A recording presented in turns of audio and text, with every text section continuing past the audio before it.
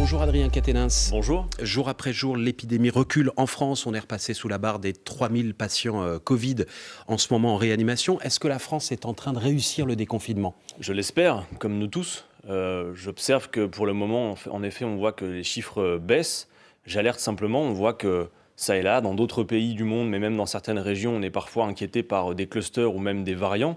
Donc même s'il y a, avec le soleil, avec la réouverture des terrasses, cette ambiance où on a l'impression qu'il y a une décrue franche et qu'on peut y aller, soyons vigilants.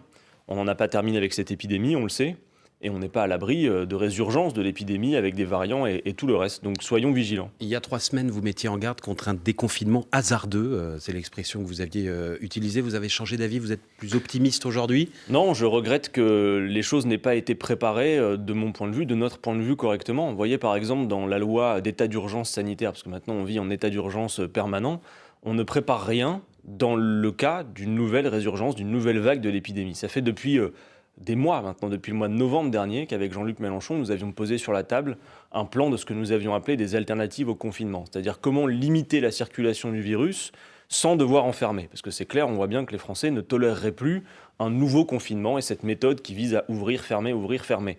Donc, par conséquent, il faut se préparer à l'éventualité d'une résurgence de l'épidémie. Mais ça, c'est pas derrière nous avec la vaccination là qui je suis pas sûr, Salia Braclia, parce que moi, je le dis tout net, je suis pour la vaccination, je fais confiance à la science et je pense que le vaccin est sans doute l'arme indispensable dans l'arsenal pour lutter contre l'épidémie. Mais vous lisez comme moi les scientifiques et vous voyez que sur la vaccination, ce qu'ils nous disent, c'est qu'il y a en effet une efficacité nette du vaccin pour lutter contre les formes graves du virus. Mais sur la question de la transmission, il y a plus qu'une controverse. Donc soyons vigilants. Ça agit aussi. Ça agit aussi, mais l'efficacité n'est pas 100% sur la transmission. Elle n'est pas à 100%, 80% a priori après 2 doses. Regardez un peu, moi je lis beaucoup les scientifiques. D'ailleurs, j'ai découvert à l'occasion de cette épidémie le niveau de controverse qui existe au sein de la communauté scientifique. Je pensais que c'était réservé aux politiques. Mais donc on voit que tout le monde n'est pas d'accord sur ce sujet et qu'il faut donc être vigilant. Le vaccin est efficace, c'est sûr, pour limiter les formes graves du virus, mais sur la transmission, c'est pas encore gagné. Concernant les vaccins ARN messagers, les chiffres, même si vous avez raison, il y a toujours un débat aujourd'hui, le consensus scientifique semble dire que si, après 2 doses et en laissant passer quelques semaines, les transmissions chutent de 80%. En tout cas, ce qu'il faut de notre point de vue, c'est y associer une stratégie thérapeutique avec, par exemple, le médicament. C'est vrai que ça fait longtemps qu'on en parle, on n'entend pas beaucoup le gouvernement en parler. On sait notamment que l'État a refusé de financer les expérimentations de l'Institut Pasteur de Lille pour le repositionnement d'une molécule. Avoir un médicament aussi qui puisse traiter les effets du Covid nous paraît indispensable. Mais plus globalement, dans l'organisation de la société, il faut se donner les moyens d'éviter, en cas de résurgence de l'épidémie, de devoir recourir une nouvelle fois à cette méthode moyenâgeuse qui est l'enfermement et le confinement. Donc, créer les conditions d'un dédoublement des jauges s'il le faut. À l'école, par exemple, on avait proposé, nous, de recruter 300 000 emplois jeunes entre l'hôpital et les services d'éducation pour permettre de dédoubler les jauges. S'il le faut, réquisitionner des locaux. Il y a un truc efficace aussi, je ne sais pas si cette équipe est ici. Nous, on les a installés au siège de campagne de la France Insoumise. C'est les purificateurs d'air. Il faut en mettre partout parce que c'est efficace et parce que ça permet d'éviter que le virus circule. Voilà ce qu'il faudrait faire. Et nous regrettons qu'Emmanuel Macron, finalement, a annoncé certes un calendrier, mais on ne voit pas qu'il y ait des mesures véritablement drastiques pour limiter la circulation du virus sans devoir recourir une nouvelle fois au confinement en cas de résurgence de l'épidémie. Alors justement. L'une des mesures, l'approche des vacances d'été et des grands événements culturels et sportifs, c'est le pass sanitaire que le gouvernement souhaite en place. Les explications de Clément Beaune, le secrétaire d'État chargé des affaires européennes, qui était notre invité hier. Le pass sanitaire, il va commencer à fonctionner en France le 9 juin pour un certain nombre de grandes activités, si je puis dire, de grands rassemblements. Et puis ce même pass sanitaire, c'est-à-dire le même code que vous avez sur votre téléphone, essentiellement, il permettra dans toute l'Europe, à partir du 1er juillet, de circuler, parce qu'il montrera que vous avez soit un test négatif, soit la vaccination complète, soit, c'est un cas peut-être un peu plus rare, mais qui existe évidemment, que vous avez eu la Covid et que vous êtes encore protégé. Alors vous qui êtes fan de rock, est-ce que vous allez justement télécharger l'appli Tous Anti-Covid pour avoir accès au pass sanitaire et ainsi assister à des concerts ? Non, pour tout vous dire, j'espère qu'on pourra avoir accès à des concerts sans devoir systématiquement accourir au pass sanitaire. Le papier est possible. Je vous dis pourquoi. En fait, le pass sanitaire, on ne le réclame pas, vous l'avez remarqué, pour aller, par exemple, faire des courses. Et on voit dans des magasins des cohues interminables à des files d'attente aux caisses des hypermarchés. Je l'ai vécu moi-même et je pense que c'est votre cas si vous êtes faire vos courses en hypermarché récemment. Et on ne vous demande pas de passe sanitaire pour aller consommer. Il y a des endroits... C'est difficile de comparer la queue même à une caisse de supermarché. Je ne suis pas sûr, Marc Fauvel. Ce que je vois, en fait, la fosse d'un concert de rock. Ce que je vois pour résumer, en quelque sorte, c'est que le pass sanitaire va être réservé aux loisirs. C'est-à-dire que pour aller bosser, y compris dans des situations où parfois on l'a vu, des travailleuses, des travailleurs prennent des risques, on ne vous demandera pas le pass sanitaire. En revanche, sur des moments de loisirs, on va vous le demander. Et bien évidemment, il y a la question de la limitation de la circulation du virus. Mais moi, je m'inquiète de voir la société dans laquelle on est en train de basculer, parce qu'on sait que non seulement l'épidémie n'est pas terminée, les scientifiques nous disent aussi qu'on est rentré sans doute dans l'ère des pandémies au pluriel et que peut-être il pourrait y en avoir d'autres ensuite. Je m'inquiète de cette idée que systématiquement, pour avoir accès à des loisirs où on serait nombreux, il faudrait absolument recourir à finalement un document qui permettrait de dire si... Avec des tests gratuits aujourd'hui. Oui, mais regardez, on pourrait imaginer par exemple... Il n'y a que 2 pays en Europe qui le font. On pourrait imaginer par exemple, à l'entrée d'un concert, puisqu'il y a maintenant les autotests qui permettent d'avoir des résultats en quelques minutes, on pourrait faire en sorte que vous puissiez vous autotester. C'est la même chose avec le pass sanitaire. Oui, mais sauf que vous avez 3 jours pour le faire avant. Oui, mais justement, c'est-à-dire que vous n'auriez pas toutes ces contraintes qui viseraient à faire en sorte que finalement, vous devez absolument soit être vacciné, soit avoir fait un test PCR 3 jours avant, avec toutes les contraintes logistiques qu'on connaît, parce qu'on pourra en parler aussi. Mais vous savez que, par exemple, sur le recours à la vaccination, la politique est très inégale. Je ne sais pas si vous avez vu ces chiffres, par exemple, entre les chiffres en France métropolitaine dans sa globalité et, par exemple, en Seine-Saint-Denis. Vous voyez, moi, j'ai par exemple les chiffres là sous les yeux. Au 23 mai, en France, c'est 16% de la population qui avait 2 injections. En Seine-Saint-Denis, pour ne citer que cet exemple, c'était 10%. Et on nous a dit, de toute façon, c'est la question de la répartition de l'âge. Et comme on a vacciné d'abord les personnes les plus âgées, et en Seine-Saint-Denis, elles sont moins représentées. Alors moi, on a regardé aussi, et certains ont fait les calculs. Sur les personnes âgées, juste en France métropolitaine, c'est 76% de vaccinés avec les 2 injections. En Seine-Saint-Denis, 64%. Donc il y a des gens qui ont fait ces calculs qui permettent de voir que la politique vaccinale, quelque part, est un révélateur des inégalités. J'ai quand même du mal à suivre votre raisonnement sur les tests où vous dites on ne veut pas de pass sanitaire. Mais le pass sanitaire, s'il revient à une forme d'obligation vaccinale pour avoir accès à des événements, vous le savez très bien. Il y a le test PCR, j'en suis d'accord, sauf que moi je vous dis, on pourrait éviter cette contrainte-là et permettre très facilement, vous venez à un événement, vous vous faites tester sur place, c'est facile, c'est rapide. Sauf que vous et savez vous testez les 30 000 spectateurs du Stade de France avec un test antigénique les uns après les autres en une demi-heure. Ça peut aller très vite. Ouais. Moi je m'inquiète de cette idée d'un passe-droit pour pouvoir accéder à tel ou tel lieu. Je crois que c'est plus efficace de tester sur place directement. Ce que vous dites serait exact si les tests étaient payants. En France, ils ne le sont pas. Non, mais la question n'est pas celle de l'accessibilité aux tests, Marc Fauvel. C'est y compris d'un point de vue logistique. Ça veut dire que vous devez anticiper 3-4 jours avant le fait de faire un test PCR pour accéder à tel ou tel événement. Et encore une fois, je le dis, il y a plein de situations dans lesquelles on ne vous empêchera pas d'accéder ou on ne vous demandera pas de passe sanitaire, sur lesquelles vous êtes en risque. Je veux dire, depuis le début de la pandémie, nous avons alerté 1000 fois sur les risques pris par des tas de salariés dans des tas de secteurs. Par exemple, chose toute bête, est-ce qu'on va demander un pass sanitaire à la caissière du supermarché pour venir travailler? Vous savez qu'elle est tous les jours en contact avec du public du matin au soir. Vous le savez. Donc, encore une fois, c'est la philosophie derrière. Évidemment qu'il faut créer les conditions de limiter la circulation du virus. J'en suis d'accord. Mais la philosophie qu'il y a derrière, qui ferait que ce serait réservé à des zones de loisirs, me pose problème et m'alerte sur le fait que cette situation pourrait être appelée à se renouveler avec d'autres pandémies. Adrien Quatennens, député insoumis du Nord, est avec nous sur France Info ce matin. On s'interrompt un instant. Le fil info à 8h41. Mélanie Delaunay. C'est le début de la fin du quoi qu'il en coûte. Le soutien aux entreprises diminue à compter d'aujourd'hui. Les magasins qui ont rouvert il y a 2 semaines n'ont plus accès au fonds de solidarité. Pour l'hôtellerie, la restauration, le tourisme, le sport, la culture, cette aide va diminuer progressivement jusqu'à la fin de l'été. Changement de règle aussi pour le chômage partiel. La part prise en charge par l'État diminue, sauf dans les secteurs les plus touchés. Alors qu'Israël lève aujourd'hui l'essentiel des restrictions sanitaires, le Royaume-Uni, qui doit faire de même dans 3 semaines, s'interroge. Cela fait débat à cause du variant indien. Les contaminations par le Covid ont augmenté de près de 30% en une semaine dans le pays. La digue avec l'extrême droite est infranchissable, assure le patron des députés LR. Aucune voix ne doit aller au Rassemblement national, prévient Damien Abad dans le Figaro, en réponse au numéro 2 du parti Guillaume Pelletier, pour qui aucune voix ne doit se porter sur Emmanuel Macron en 2022.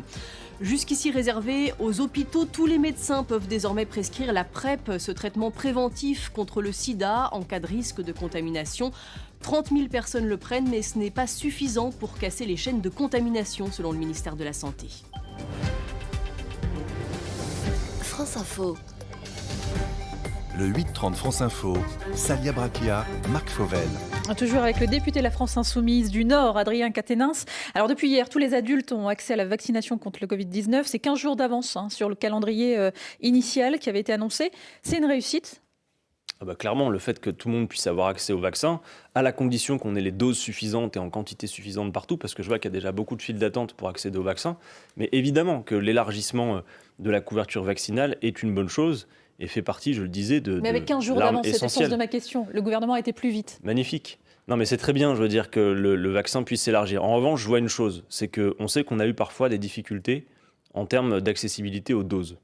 Et nous réclamons depuis un certain temps la levée des brevets sur le vaccin. Tout le monde dit oui, c'est pas la solution pour produire davantage. Si, en l'occurrence, ça va pas construire des usines de production que de lever des brevets. Il faut le faire partout dans le monde où c'est possible.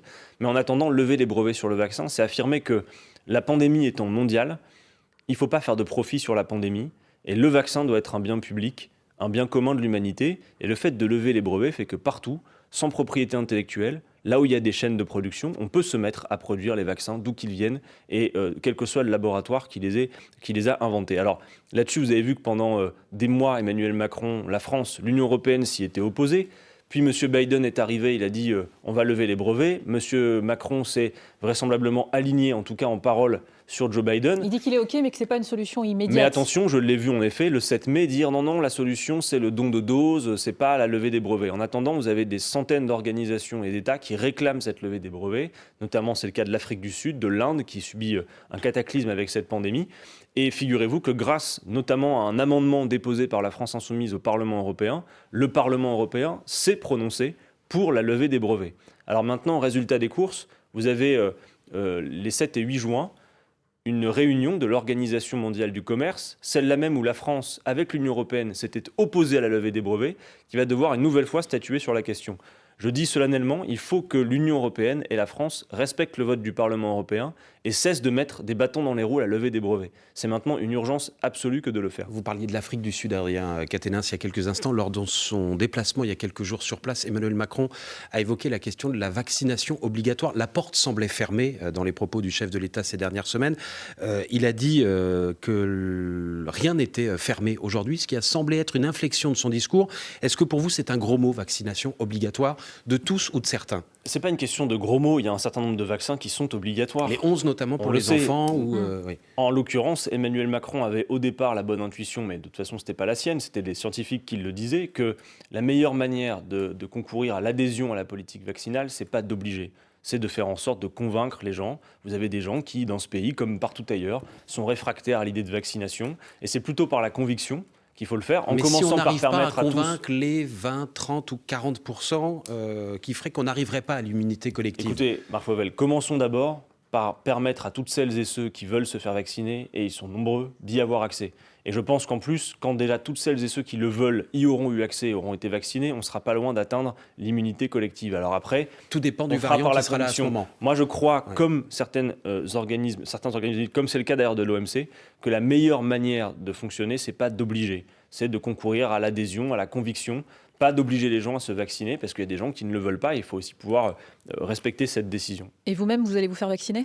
Moi, évidemment que maintenant que c'est ouvert à tout le monde sans restriction, bien évidemment que je compte le faire. Emmanuel Macron l'a fait hier, il a reçu sa première dose, a priori son unique dose, puisqu'il a eu le Covid il y a quelques mois, contrairement à ce qu'avait fait Jean Castex ou avant lui Olivier Véran. Emmanuel Macron l'a fait sans caméra à l'Élysée, il l'a tout de même fait savoir qu'il avait eu le vaccin. Est-ce qu'il a raison? Est-ce qu'il faut en quelque sorte banaliser la vaccination, ou est-ce que les politiques, et le premier d'entre eux, le chef de l'État, a valeur d'exemple? Je ne suis pas convaincu par ce genre de mise en scène qui finalement susciterait l'adhésion. Je crois que ça passe par l'explication, ça passe par la discussion et le respect, y compris des points de vue contradictoires, parce qu'on l'a dit, il y a de la controverse, il y a de la discussion, il y a des débats sur l'efficacité, sur les effets secondaires. Il faut évidemment avoir confiance en la science, mais il faut admettre qu'il puisse y avoir des discussions. Et je ne crois pas que ce serait la mise en scène finalement de ministres, de responsables politiques qui seraient vaccinés, qui seraient en mesure de convaincre les Français d'y aller eux-mêmes. En tout cas, ce que je vois, c'est qu'il y a beaucoup de nos concitoyens qui soit se sont fait vacciner. On ne verra pas vous faire photographier. Je ne suis pas certain que c'est le moindre intérêt, non. Adrien Quatennens, la fin du quoi qu'il en coûte commence aujourd'hui. Progressivement, les aides de l'État vont diminuer pour les entreprises. Est-ce que c'est le bon moment ? Non, je ne le crois pas. En revanche, ce qu'il faut faire, c'est mieux cibler les aides de l'État. Pour l'instant, la politique a consisté finalement à catapulter des milliards sans vision stratégique, sans contrepartie. C'est-à-dire c'est à discrétion, comme ça, qu'on a distribué de l'argent public. Et avec quel résultat on le voit ? C'est que vous avez des destructions d'emplois considérables, on en parle trop peu. Moi, je pense par exemple ce matin aux salariés de la fonderie du Jura ou à celle de Bretagne qui sont en lutte pour le maintien de leurs emplois, où il y a des délocalisations, alors que Renault, qui est leur principal client, a touché énormément d'aides publiques. Donc ce qu'on voit, c'est que finalement, il y a des entreprises, des PME, des TPE, des artisans, des commerçants qu'il faut continuer à aider face aux difficultés. Parce que pour l'instant, on le voit, ils n'ont pas repris leur activité qui vont être à 100%. Qui vont continuer Mais à en bénéficier revanche, des aides. attention à une chose, c'est que derrière les entreprises qui sont véritablement en difficulté, vous avez dans ce pays des profiteurs de crise qui opportunément touchent de l'argent public et maintiennent les dividendes qu'ils versent à leurs actionnaires, tout en supprimant des emplois. Quelles entreprises ? Par exemple, regardez, le CAC 40, vous avez beaucoup de destruction d'emplois, vous avez beaucoup d'entreprises qui ferment, qui procèdent à leur délocalisation comme elles l'avaient anticipé. Or, vous avez peut-être vu qu'en pleine pandémie, en 2021, le CAC 40, dont 100% d'ailleurs des entreprises bénéficient des aides de l'État, donc votre argent, le nôtre, celui de la collectivité et des contribuables, vont distribuer 51 milliards d'euros de dividendes à leurs actionnaires, alors que leur bénéfice, c'est 37 milliards. Ça veut dire donc quoi ? Qu'en fait, ils vont même au-delà de la trésorerie, ils puisent dans les réserves, non pas pour investir pour demain, non pas pour relancer l'activité et innover, non, pour rémunérer à court terme les actionnaires. Ça n'est plus possible. Voilà ce que nous disons. Donc par exemple, nous avons fait cette proposition de loi à l'Assemblée qui était portée par ma collègue Mathilde Panot pour taxer les profiteurs de crise. Un peu comme pendant la Première Guerre mondiale, en 1916, il y avait eu un débat à l'Assemblée nationale pour taxer les profiteurs de guerre. Ce qu'on propose, c'est que pour les entreprises qui font plus de 750 millions de chiffre d'affaires, donc ce n'est pas la petite PME du coin, c'est des grosses entreprises, on compare leurs bénéfices sur l'année N-1 avant Covid et la période Covid. Si on voit que dans la période Covid, il y a un surplus de bénéfices, on vient taxer ce surplus de bénéfices. À combien ? Pas de profit sur la pandémie.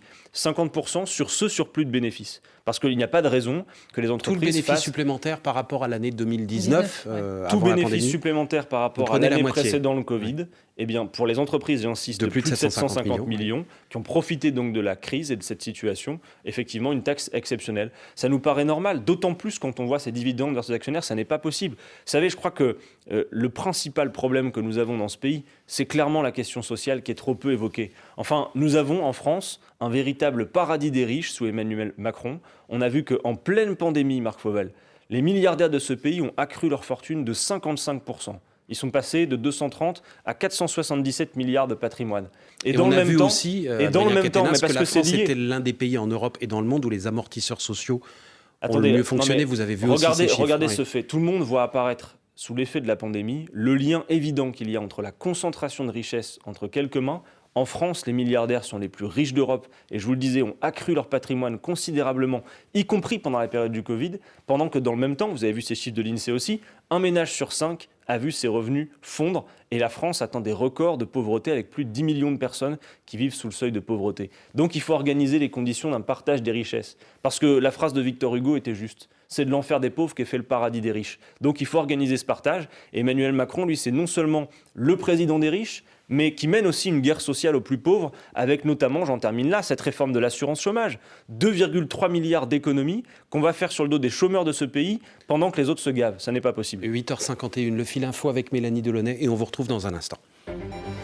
Le Conseil constitutionnel valide le pass sanitaire. Il concernera les rassemblements de plus de 1000 personnes à partir du 9 juin. Pour les concerts dans les stades, il faudra présenter un certificat de vaccination, un test Covid négatif ou bien une attestation de rétablissement. Le procès d'opposants au projet d'enfouissement de déchets nucléaires à Bure dans la Meuse s'ouvre aujourd'hui. 7 prévenus jugés pour association de malfaiteurs après une manifestation et des dégradations. La défense dénonce une criminalisation de l'action politique. Cela concerne 150 000 véhicules en région parisienne, les plus vieux en circulation comme les diesels d'avant 2006 qui portent une vignette critère 4. Ils sont désormais interdits de rouler en journée dans 80 communes autour de Paris. C'est une issue malheureuse. La Fédération française de tennis regrette le retrait de Naomi Osaka, mal à l'aise pour parler en public. La numéro 2 mondiale qui ne veut plus participer aux conférences de presse quitte le tournoi de tennis de Roland-Garros. Fin de la compétition aussi pour Jo-Wilfried Tsonga, éliminé dès son premier match. France Info. Le 8h30 France Info, Salia Brakia, Marc Fauvel. Adrien Quatennens, 2 réunions ont eu lieu pour l'instant pour réfléchir à une éventuelle union de la gauche en vue de 2022. Souhaitez-vous qu'il y en ait une 3e et si oui, irez-vous ? Écoutez, on a bien vu ces réunions à l'initiative de Yannick Jadot qui visent d'abord à adresser un message interne dans le cadre de la primaire d'Europe Écologie Les Verts était une pantalonnade.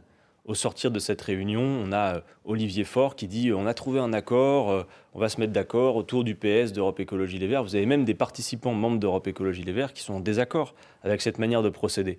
Je crois que maintenant, on a besoin de dire les choses. Nous, on a beaucoup contribué à ça. Jean-Luc Mélenchon a tendu 1000 fois la main, proposé la fédération populaire. En se déclarant en premier ?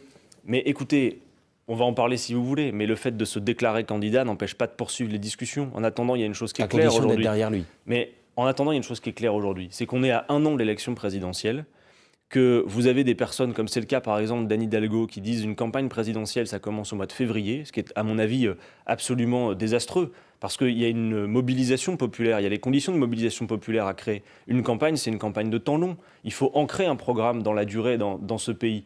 Voilà ce que nous avons à faire. Et aujourd'hui, il se trouve que toute configuration confondue, je ne passe pas par 4 chemins, vous avez un candidat qui émerge davantage que les autres à gauche. Ça a le mérite d'être clair.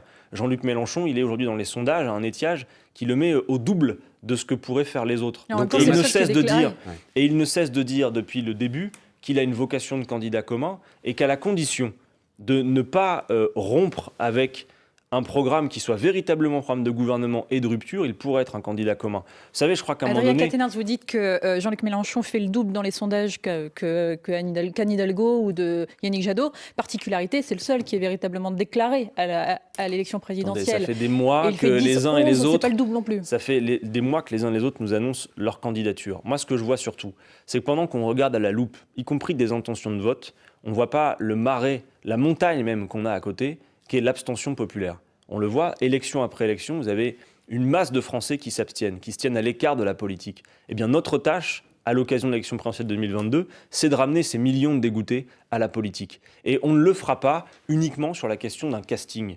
Moi, je demande à tout le monde d'entendre que Jean-Luc Mélenchon, il ne vous demande pas de l'aimer ou pas, et il n'est pas dans une opération de séduction. Jean-Luc Mélenchon, il incarne un programme, qui est un programme, je le disais, de rupture et de gouvernement. Et il se trouve que, voyez-vous, pour ce programme, la majorité dans le pays, elle existe. Si vous prenez les mesures principales que nous portons dans le programme, elles recueillent largement l'adhésion des Français. Donc il s'agit d'aller discuter avec eux et de les convaincre qu'en 2022, on ne doit pas renoncer. Vous voyez, par exemple, j'en cite quelques-unes, mais 9 Français sur 10 sont pour l'augmentation du SMIC, comme Jean-Luc Mélenchon le propose. 9 Français sur 10 sont pour la garantie d'emploi. Vous avez 8 Français sur 10 qui sont... Non, mais Adrien, vous dites c'est difficile de compte. Ce que je veux dire, c'est que si vous prenez le programme qui a déjà recueilli 7 millions de voix en 2017, c'est un programme dont les mesures suscitent l'adhésion très forte. Donc ce que vous dites aux électeurs de gauche qui aujourd'hui, pour certains, réclament une union allant du Parti socialiste aux insoumis, aux écologistes, c'est restez chez vous, ce ne sera pas pour cette fois-là. Ce que nous disons depuis des mois maintenant, c'est que si des dispersions peuvent être évitées, parce qu'il y a évidemment des points communs. Je vois par exemple le Parti communiste français vous aura pas échappé qu'à 2 présidentielles,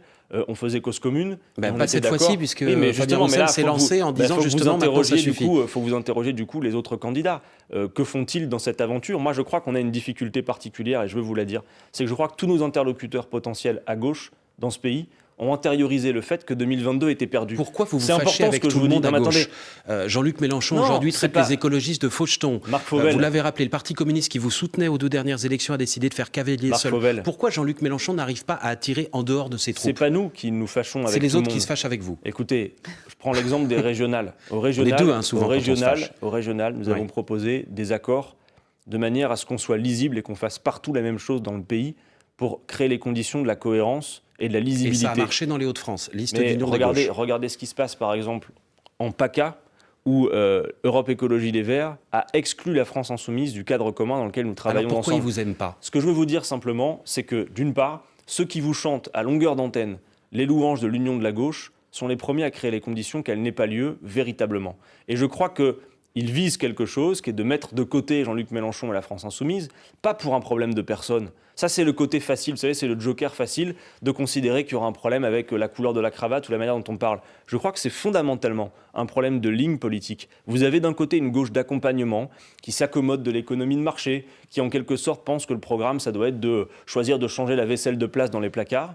Et vous avez une gauche de rupture qui veut faire la bifurcation écologique de l'économie, qui veut partager les richesses. Et votre gauche de rupture, elle peut arriver à l'Élysée ? Mais évidemment qu'elle le peut, à la condition de créer les conditions de la conviction de masse et d'aller parler directement à nos concitoyens les plus abstentionnistes, faire en sorte qu'ils se regroupent autour d'un programme de rupture. Et je le disais, si vous prenez les mesures, elles sont majoritaires. Alors après, peut-être que des personnalités vont pouvoir joindre cette campagne. Ce que nous voulons faire, c'est une campagne collective également. Donc on va voir comment ça va se passer. Vous avez vu que par exemple certains parlementaires communistes ont déjà signifié leur désaccord avec la candidature de Fabien Roussel et rejoignent la campagne de Jean-Luc Mélenchon. Donc patience, mais en tout cas, l'étiage auquel Jean-Luc Mélenchon est mesuré aujourd'hui, c'est l'étiage dans lequel nous étions un mois avant l'élection de 2017. Et à la fin, on a fini à 19,5%. Donc oui, la troisième sera la bonne. En 2022, on peut gagner. Et je dis que le problème que nous avons, c'est que beaucoup d'entre eux pensent que c'est perdu. Non, ça n'est pas perdu. Une dernière question sur un tout autre sujet. Aujourd'hui, c'est les 100 ans de la radio. Est-ce que vous avez Bon anniversaire alors. Merci.